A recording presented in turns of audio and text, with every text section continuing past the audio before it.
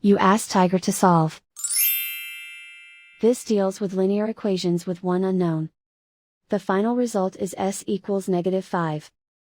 Let's solve it step by step. Group all constants on the right side of the equation. Add 6 to both sides. Simplify the arithmetic.